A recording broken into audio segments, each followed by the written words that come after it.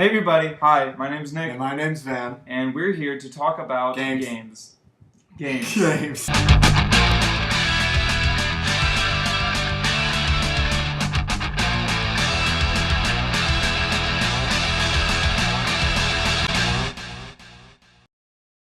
We're here to talk about video games, most importantly, the video games that were shown at E3 2012. 2012. Yeah, we're going to hit you up with our best of, And worst of. and worst of, and worst of, and, you know, I hope this works. The best of E3 is The Last of Us. Last of Us AI. Basically, the way that they described it is The Last of Us AI is like a poker hand. If you know I have this awesome hand, you're going to react differently. Like, you're going to bet differently. He's going to play differently because he knows I'm holding a very powerful hand. That's what they do in The Last of Us AI. Oh, so the AI is... Yeah, as in, if I have a gun, the enemies are going to treat me differently than if I had a knife. And if they have a knife and I'm just barehanded, then they're going to want to engage in close combat. That was my first best of. That's my best of. Last of Us AI. Then. This is where me and Nick tend to clash in opinion. I rather enjoyed Tomb Raider. I thought it was really cool. I've never been a fan of Tomb Raider. I've never thought it was good at all. I thought it was some pixelated girl jumping around in a cave. And it's changed a lot since then, right? It has changed drastically. I have become a fan of Tomb Raider. They've taken Lara Croft, strong, willed, very confident, and they've stripped that from her. But my counter-argument to that is she's actually finding herself. This game is about her making that mental decision to be that BA British girl that all the girls can never relate to. So yeah. I mean, to be the hero. Well, it's like playing a Resident Evil game. I mean, the evolution of those games has changed so drastically as well. I prefer sneaking through a mansion barely able to move and getting my pants scared off as a little kid. That is true, but it had that feel. It had a cinematic feel to it, and that's why I enjoyed it, I think. Yeah. Second best that I'm most excited for. Oh yes. Dead Space 3 is going to be amazing. Dead Space 3 is my second favorite, absolutely and definitely. And you know what? I would have to agree with that. Dead Space 3 is amazing.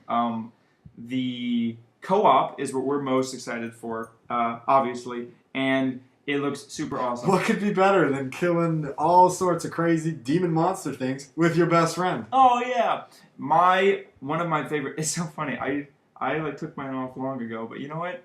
Go for it. I feel at home. Yep. In Dead Space 3, the co-op, it's drop in, drop out, anytime you want. So, if you're used to the most recent multiplayer games, we're awesome on that. With Vann on that, Dead Space 3 gets my vote for best of E3. Now, moving on though. The worst of E3 is Metal Gear Solid Rising. Revising.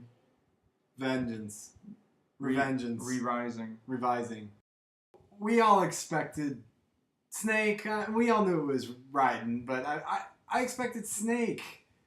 Sneaking. I like Snake. Stabbing and shooting. I like sneaking. And talking like this.